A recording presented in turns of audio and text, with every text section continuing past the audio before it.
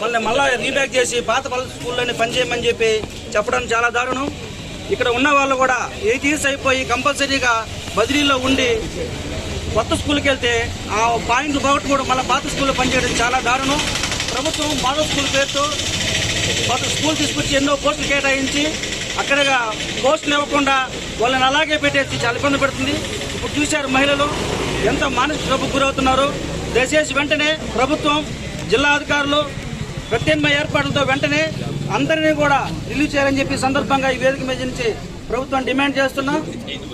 అధికారులు కోరినట్లయితే వాళ్ళు మాదేం లేదు, మాదేం ఉంది, మీరేగా చేశారు, యూనియన్లు చేశారని చెప్పి పేరు చెప్పి తప్పించుకునే ప్రయత్నం చేస్తున్నారు.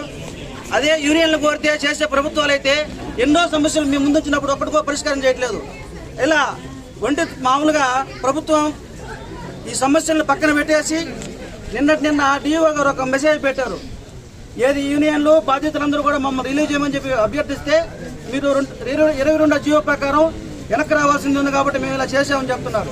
మేము కోరుతుంది ఏంటి, బదిలీల్లో రిలీవ్ అయినప్పుడు, ట్రాన్స్ఫర్ అయినప్పుడు కంపల్సరీ కూడా మేము కొత్త స్కూల్లో పోయి పనిచేయలేకపోవడం చాలా దారుణం కదా. ఈ పరిస్థితి ఎందుకు? ఇప్పుడు డిఎస్సి ఇచ్చారు, డిఎస్సిలో కూడా ఏదైనా అవసరమైన స్కూల్ ఇస్తారంటే అలా ఇవ్వలేదు. ఒక్క స్కూల్లో తక్కువ ఉన్న స్కూల్లో ఇచ్చారు.